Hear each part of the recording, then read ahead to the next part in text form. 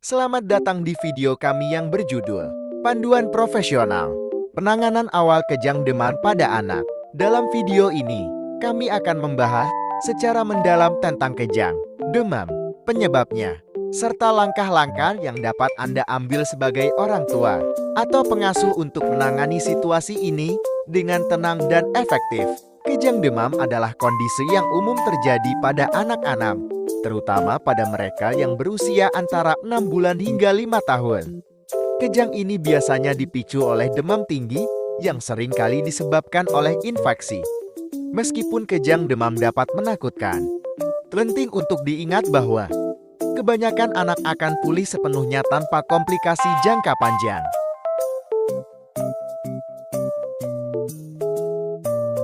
Sebelum kejang terjadi, anak Anda mungkin menunjukkan beberapa tanda dan gejala, seperti 1. Suhu tubuh yang tinggi. 2. Kelesuan atau rewel. 3. Kehilangan nafsu makan. 4. Gejala infeksi lainnya, seperti batuk atau diare.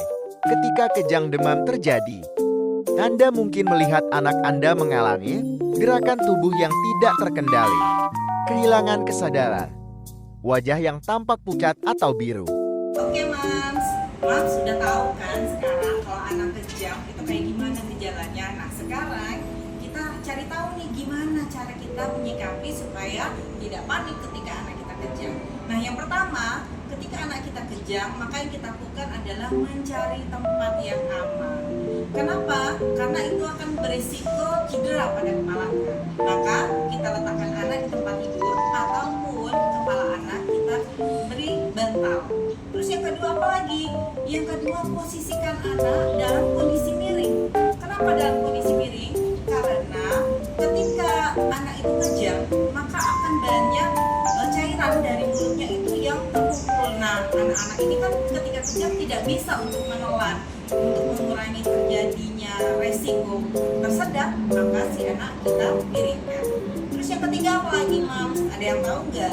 Nah, yang ketiga itu adalah jangan menjepit apapun diletakkan di mulut anak, mau jari atau sendok, ya, karena ini beresiko akan mencederai mulut si anak. Terus apa lagi? Yang keempat itu adalah tidak menahan badan anak ketika anaknya kejang. Nah, ketika bayi kejang itu kadang-kadang dia akan tegang, ya, bergerak kuat, maka biarkan bayi itu dalam kondisi kejang. Kita amankan, kita pastikan posisi bayi itu dalam posisi miring. Itu saja yang Mams harus lakukan. Terus yang selanjutnya, catat waktu kejangnya, Mams. Berapa lama durasinya? Ya, dari awal kejang sampai akhir kejang, sehingga kita tahu itu akan menjadi dasar kita ketika akan konsultasi kepada dokter. Oke, Mams, jangan panik.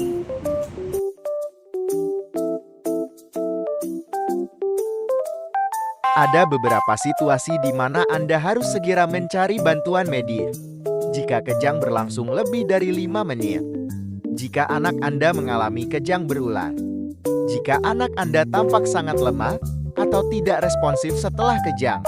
Jika kejang terjadi setelah cedera kepala. Hai Mams, di sini kita akan sharing mengenai bagaimana pencegahan dan penanganan demam pada anak. Yang pertama, kita harus mengukur suhu tubuh anak. Nah, saat kita mengukur suhu tubuh anak dan hasilnya itu sudah lebih dari 37,5 derajat, maka anak tersebut sudah dikategorikan dalam keadaan demam. Nah, yang kedua, jika anak demam, kita bisa memberikan obat penurun panas. Tapi ingat, untuk dosisnya itu harus sesuai dengan dosis yang dianjurkan. Nah, jika anak masih panas atau masih demam, kita bisa melakukan kompres. Nah, kompresnya itu kompres hangat atau kompres dingin. Nah, kita bisa melakukan kompres hangat. Di mana tempatnya? Nah, untuk tempatnya itu bisa di lipatan paha atau di ketiak. Nah, kemudian jika 3 hal tersebut sudah dilakukan, tapi anak belum turun demamnya, kita bisa pergi ke dokter atau layanan kesehatan yang ada di sekitar kita. Nah, jangan panik ya Mom, jika anak demam maka bisa dilakukan langkah-langkah tersebut Kemudian kalau belum turun-turun juga, itu kita bisa ke layanan kesehatan. Oke moms, semangat! Kejang demam bisa menjadi pengalaman yang menakutkan bagi orang tua. Tetapi dengan pengetahuan dan persiapan yang tepat, Anda dapat menangani situasi ini dengan percaya diri. Ingatlah untuk tetap tenang, amankan lingkungan, dan cari bantuan medis jika diperlukan. Terima kasih telah menonton video ini. Jika Anda merasa informasi ini bermanfaat, jangan lupa untuk like, subscribe, dan bagikan kepada orang tua lainnya. Untuk pertanyaan lebih lanjut, silakan tinggalkan komentar di bawah. Sampai jumpa di video berikutnya.